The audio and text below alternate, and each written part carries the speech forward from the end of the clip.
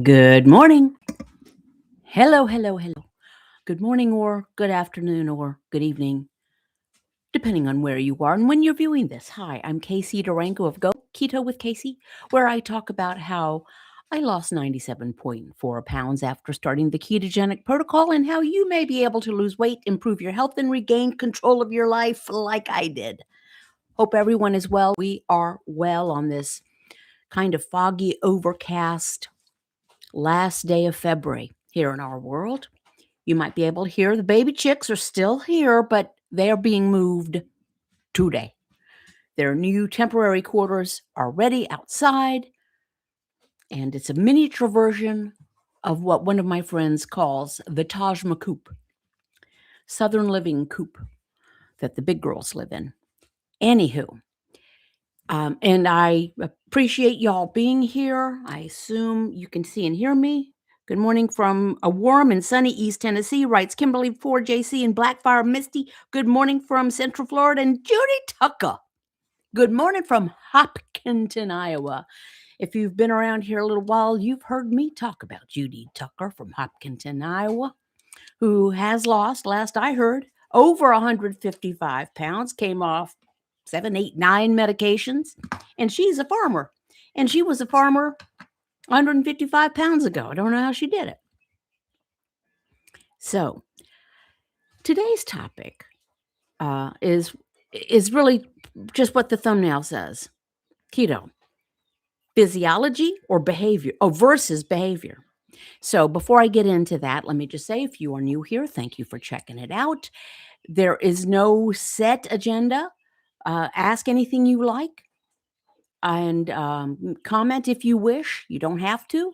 And the ketogenic protocol, as I learned it and have followed it for now 12 plus years, keep your carbohydrate intake to 20 grams or fewer a day. That's total carbs, not net carbs, because net carbs just means more carbs. Don't eat if you're not hungry. Stop eating when you've had enough. That's really the hardest part. And that is going to we'll be talking about that on today's topic. And I've added be patient and persevere. That's it. So you can make it as complicated as you wish, but I really like it because it's simple. Suits my simple brain. So, you know, you have tried very low carb back in the day. The ketogenic protocol really is the induction period of Atkins, and lots of us did Atkins way back in the day. I did it first when I was in college in 1977. I had put on just about 12 or 13 pounds over the course of living on campus with the dining hall food over the first year and a half. And I just didn't, I wasn't heavy. I just didn't want those. I didn't like that. I wanted to stop that. So I did the induction period, lost the weight, tossed the book. So I've known since then that low carb worked for me. Well, fast forward. One day I'm 55 years old, sitting at my kitchen counter. I'm, at my heaviest, I was 115 and a half pounds heavier. I had tried the stuff. I had tried the low fat, move more, eat less, the year of the triathlons, sprint level triathlons, mind you. You can go to my blog, link below, caseydurango.com, and see some photographs. But I gave up. I gave up on losing weight, and it had been all about losing weight and looking better for 30 years, from my mid-20s to that morning when I was 55. And I gave up. I tried low carb again several times. And I would see it just doesn't take with me. Well, okay, we're going to get to that. But I didn't want to take insulin for type 2 diabetes, and I knew that was in my near future. That was going to be the next conversation with my medical provider. And Googled how to not take insulin for type 2 diabetes. Came across the white coat video of Dr. Eric Westman of Duke University, who has since become a pal. And I was never his patient. I was just his pal. Anywho, how do you not take insulin for type 2 diabetes? Keep your carbs 20 grams or fewer. Many of you have seen the video. So, what was different this time? Did my physiology change this time when I would try low carb and it just didn't take? I would start it every Monday, not every Monday. I would, whatever Monday that happened to be, I would start on Monday. And by Friday night, I was faltering. And Saturday, we'd go to Mexican restaurant, our favorite Mexican restaurant. And between my husband and myself, we would murder 3 baskets of tortilla chips. And then so I would, "Oh, well, that's too bad." So then I said, "Well, I've blown it, I might as well just keep on blowing it." Well, this happened many times, interspersed with the move more, eat less, low fat, hit the gym 5 days a week. That lasted for 1 week. Then I would hit the gym for 2 days a week, and then I said, "Well, I'll start next month." You know what I'm talking about. You've done this, all of you. All of you have done this. So what changed? My physiology did not change. My body, and I can only speak for myself, does not does not use carbohydrates well. When you consume carbohydrates to a level where your liver is pumping out glucose, because it's the whole physiological thing, in your body, when your brain kind of starts burning glucose as its first fuel, glucose is sugar. That's my body. And you have a glucose surge, you're going to have an insulin surge because insulin drives glucose out of the blood because it doesn't want it in the blood. That's type 2 diabetes when it's lingering in the blood. So it pushes it out. And what does it do with all that? It stores it as fat in cells. That's what insulin does. So if you reduce your carbohydrate intake sufficiently and your body stops pushing out glucose, you start burning fat for fuel, ketone bodies, fat for fuel. And my brain loves that. That was always my physiology. What changed? My behavior changed. It's not that it didn't take because something's wrong with my metabolism that it just can't do keto. I didn't do keto before. Of course, it wasn't even called that before. It was called Atkins or, excuse me, low carb. And this is the same with many things in life. Okay, well, so what needs to change is the behavior. It is not an involuntary act to put food in one's mouth. We raise the fork or the spoon or the hand to mouth, and we eat the cheese doodles or the chicken fried rice, or the egg rolls, oh, so good, or the chocolate cake or the Oreo cookies or the bread. This is not an involuntary thing. We do it. It is a behavior. And who wants to be in charge of that? Nobody wants any negative or problematic results to be our fault. And I shouldn't use the word fault. We don't want that to be a result of our behavior on anything. We don't want having to receive calls from collection agencies because we maxed out our credit cards, because we just really like to spend money. We don't want that collection call to be a result of our behavior, but it is often. We can fall in hard times financially. It's a different conversation. I'm not talking about that. We don't want the crushing, debilitating hangovers that we suffer on a regular basis to be because of our behavior the night before. Doing shots of tequila and figuring, well, I can metabolize alcohol pretty well. I'll just go ahead and have another. We don't want our diagnosis of type 2 diabetes to be a result of our behavior. That's really what got me. You know my story. Many of you do. From the time I was pregnant with our third child, I was diagnosed with an invasive cancer. It was very dramatic. And then over the course of the years, 2 more diagnoses of different cancers. And get the treatment, do that. And, I just consider myself unlucky when it came to cancer. But I knew in my heart that if I was gonna be having to take insulin for type 2 diabetes, that was because of my behavior, and a really basic behavior. It was eating too many carbs.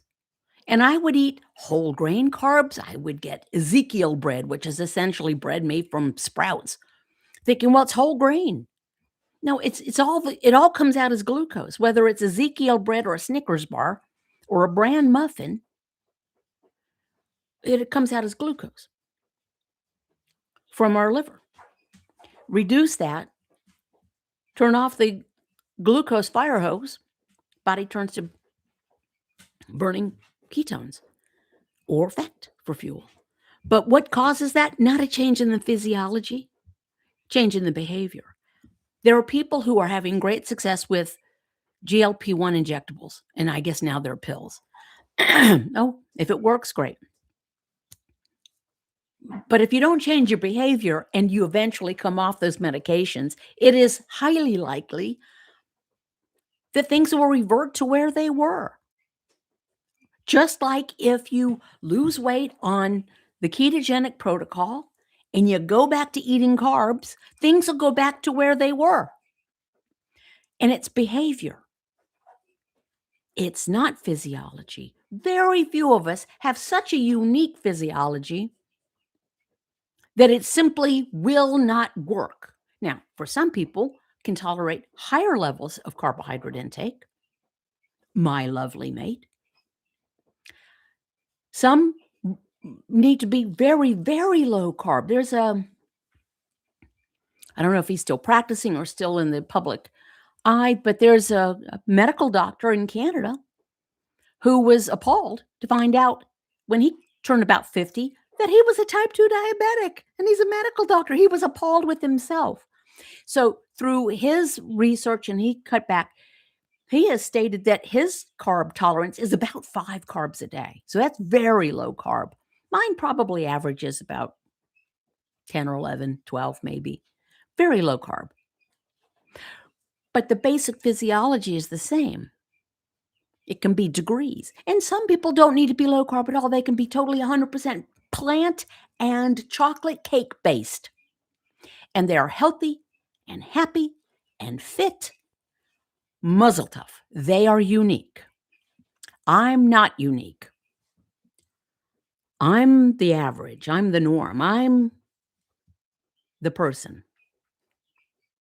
Wow, is everything okay? Something's looking weird on this end. Hello, hello? Okay, yes, everything seems to be functioning. Let me know if there's a problem. Things happen. So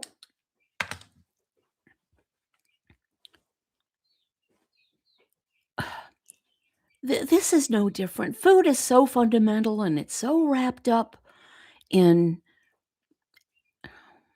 our personal history and frankly, excuses we make. Well, I use food to cope. No, we use food to not cope. Food doesn't fix anything other than hunger. Food doesn't fix anything other than hunger and our basic nutritional requirements. But there's no nutrition in Pringles. There's very little nutrition in rice. Oh, by the way, so I quickly scanned an article. They're trying to come up, and this is quoting researchers and doctors from very well-respected places like Harvard and Boston Children's Hospital, talking about how you can maybe limit your insulin spike response. And we want to limit that because particularly when it's very erratic or it shoots up because we have consumed carbohydrate and we're trying to get the glucose out of the blood, that stores fat and it can trigger more hunger in about 2 hours, et cetera, et cetera. So a way maybe to do that is to cook your rice or pasta, chill it, and reheat it. Now, this is not some, random, these are respected people writing this. And that, what it does is it increases the, um, oh, what's the word? You guys will know. It was just in my head. Resistant starch. It increases the resistant starch, which can slow the minimize, or not minimize, but reduce the insulin response. The non-resistant starch makes an insulin response. Okay, well, thanks, researchers. But how about this? If you really want to minimize your insulin response, don't eat the pasta or the rice, whether it's freshly cooked or chilled and recooked. Just don't eat it. That's behavior. And guess what? Life is worth living, even without the tortilla chips that I really, really like. I'm a happier person. Life is worth living without carbs.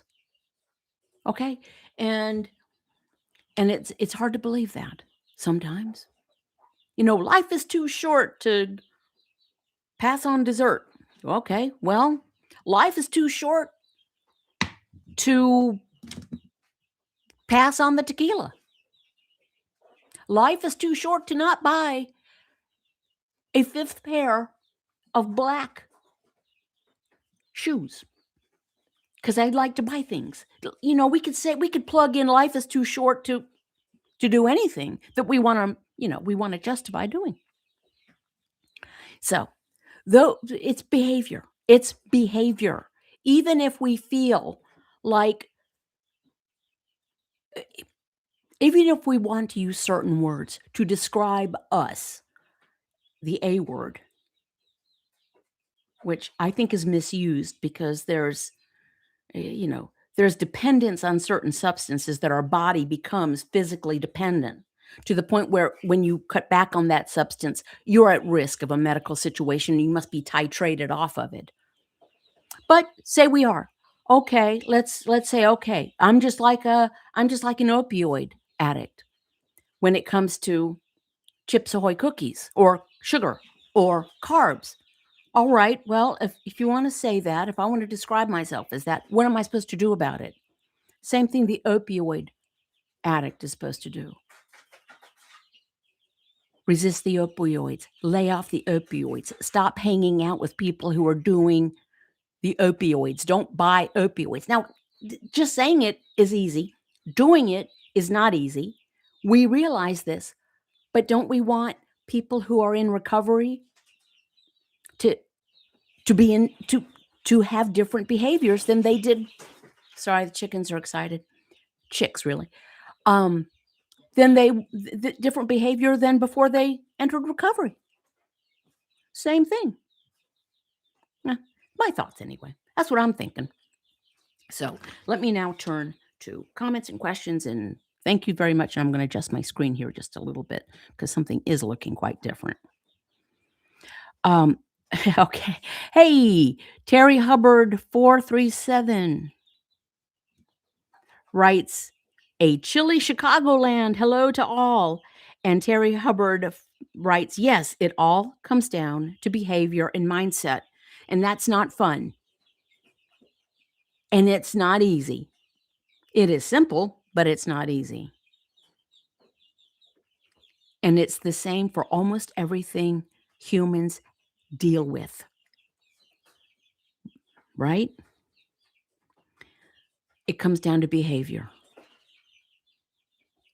If you want a successful, productive, long-lasting, personal relationship, sometimes you have to change your behavior or tweak your behavior or learn from previous behaviors that did not end well.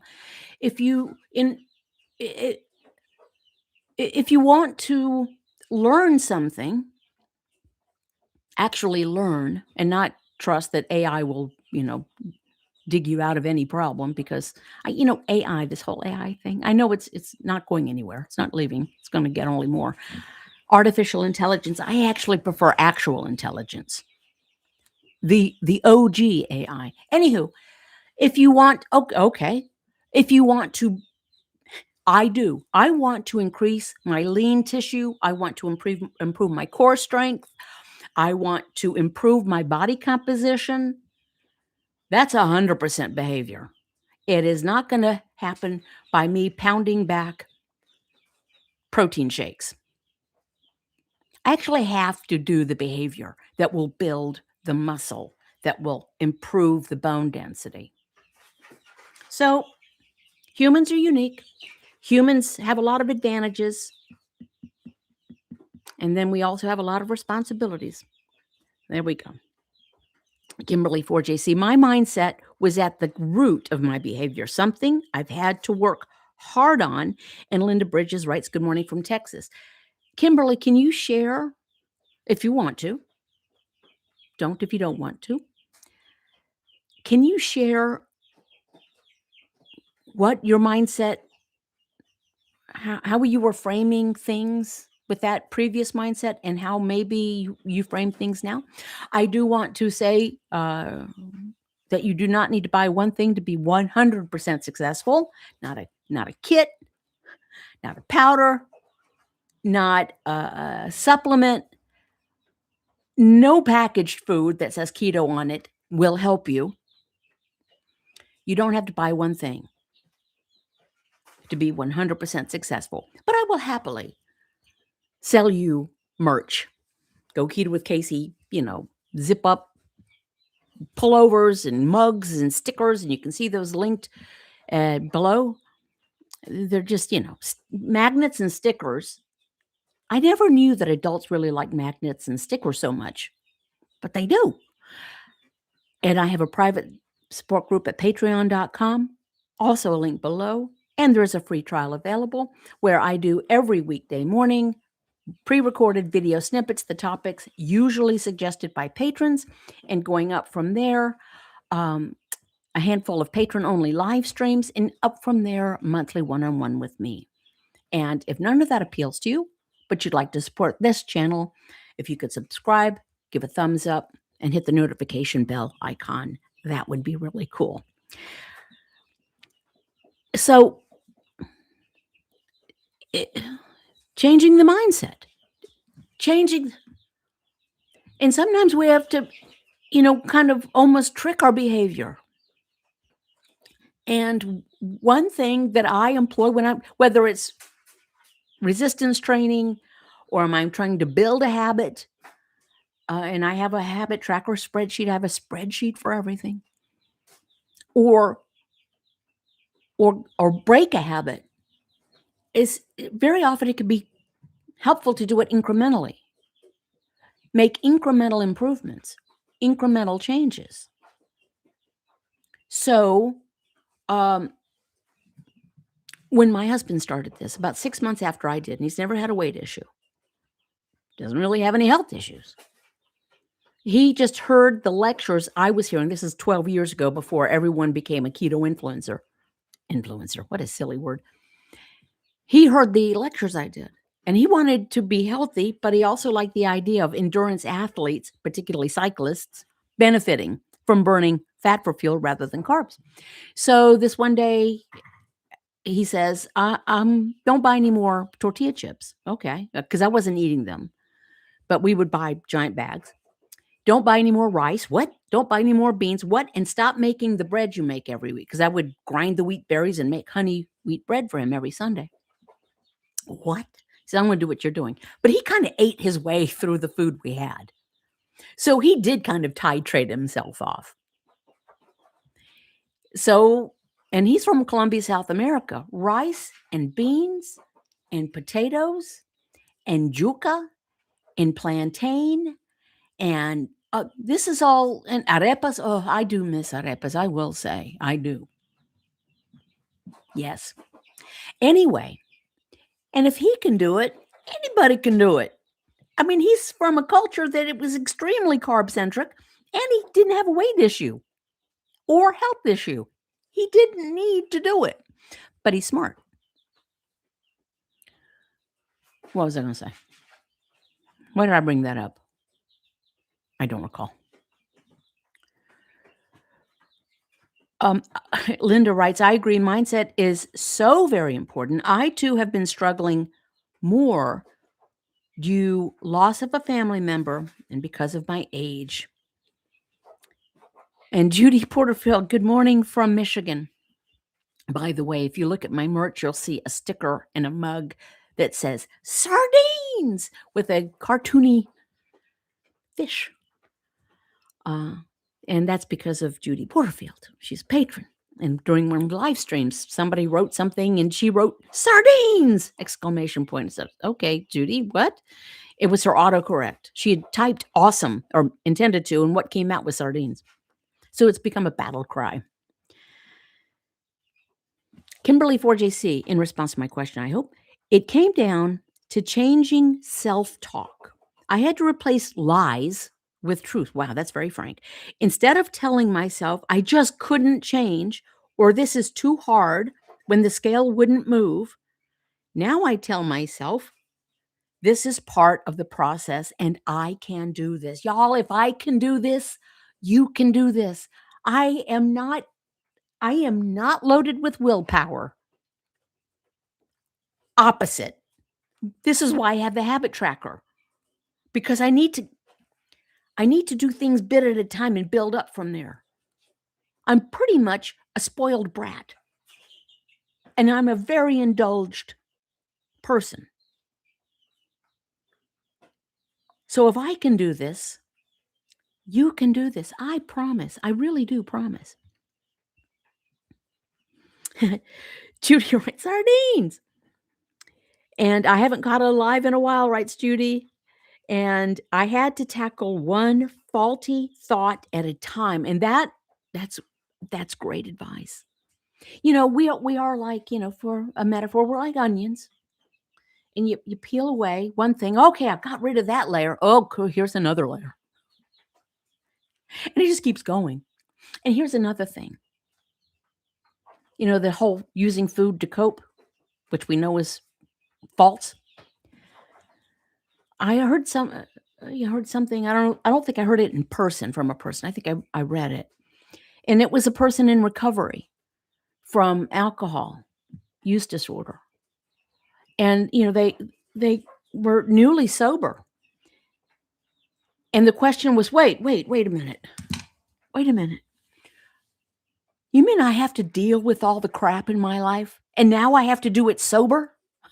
Yeah. We have to deal, and we have to do it food sober. And Linda, losing a loved one, and it sounds harsh, but the food won't bring that person back. My husband and I will be facing a situation that is going to hurt like a, I won't use the word. It's going to hurt a lot. And we're going to have to deal with it.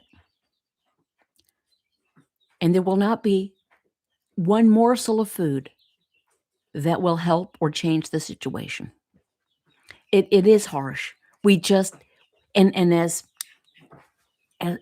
Kim writes, we just have to quit lying to ourselves. And we do. Part of our brain is lying to ourselves, making excuses. The other part of our brain is telling us what jerks and idiots we are for engaging in behavior that we know does not serve us. It's backwards. No other species does that. We're the only ones that actively do things against our own best interests. Stupid human tricks.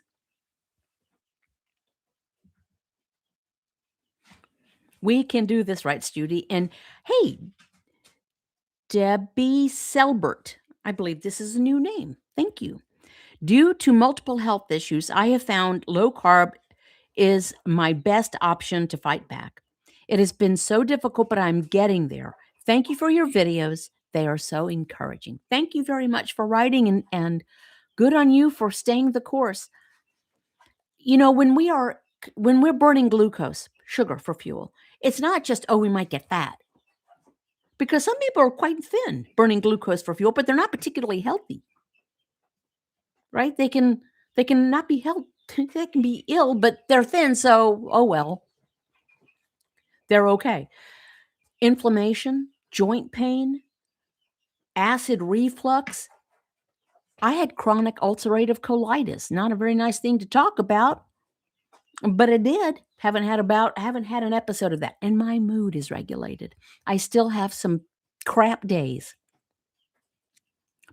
but it's not the depression that I used to experience. And if you've never had actual clinical depression, it's hard to describe. It's a truly hopeless feeling.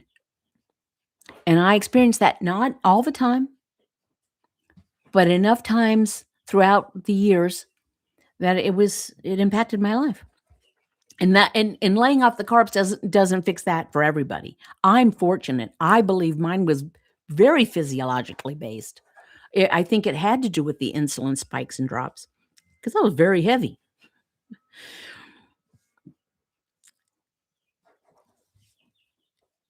Kimberly writes, I have a list of things, truth, I speak out loud every single day. It's been huge in changing my mindset. I'm glad I'm not the only one that just talks to nobody except myself. And I do it out loud all throughout the day. And some of the things, and I've had to stop calling myself an idiot 23 times a day. I still do it. I'm not an idiot. I know I'm not an idiot. Things happen. I'm kind of clumsy. I drop things a lot and knock them over. But that doesn't make me an idiot. That makes me clumsy. But yes, and if we hear it, feelings follow behavior, right? So if we stop telling ourselves what an idiot we are, maybe we won't act like an idiot. Oh, Linda, thank you. Thank you for the contribution. Look at those little hippopotami. That's cute. Judy writes, yes, mood regulation is huge. The mental is sometimes more important than the physical. 100%. And coming off of medications is more important than weight loss. Just think of the impact on our entire communities and our pocketbooks, both if we're taking the medications or if our insurance company is paying for the medications. Therefore, every other insured person is contributing to those medications being paid for. And medical waste. I mean, it goes right down the list. Right, Judy. Oh, let's celebrate their third super on a live stream. Well, thank you, Linda Bridges, for the super. Can I tell you what? It is. Sometimes I scratch my head and wonder, and I ask my husband. I don't know if I don't know with the tens and tens of followers I have, if it makes a difference. It's like a tree falls in the forest and nobody's there to hear it. Doesn't make a difference. It really is gratifying. Things like supers, people who show up and comment. You don't have to. Or buys a sticker.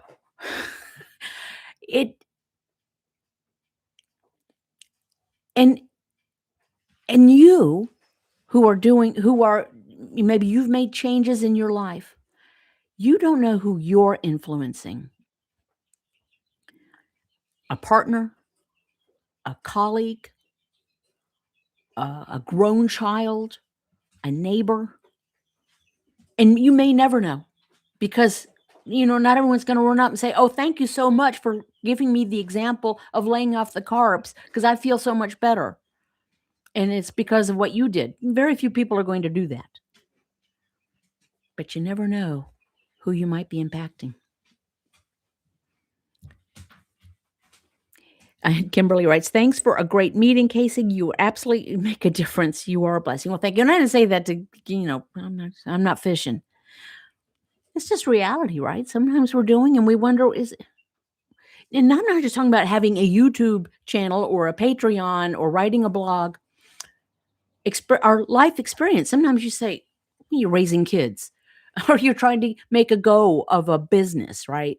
Or just trying to keep up with housework. You say, is this worth it? This is another aspect of being a responsible human. We can be very responsible. It doesn't mean that sometimes we don't want to just throw up our hands and say, I don't know if I have the energy to keep doing this. And then we live to fight another day. Judy Porterfield writes, have a beautiful weekend, Casey. I guess that's my cue to wrap things up. I guess Judy knows my timing pretty well. I am going to wrap up. Thank you very much for being here. Thank you for the supers. And it's going to be a good spring. Okay, we've got chicks, we've got seedlings. The weather will quit being wintry. It's been a rough winter for us, for our area here. And I will be very glad. And I can see why people in other climates get cabin fever, because you're just like, okay, can I just, can we have some sunshine and warmth? All right. Thank you. Our plan is to be here next Saturday, same time, same place. God willing, and the creek don't rise. In the meantime, keep your carbs 20 grams or fewer. Total, not net. Don't eat if you're not hungry. Stop eating when you've had enough. And remember, if hunger is not the problem, food is not the solution. That's a sticker as well. Okay, thanks. TTFN.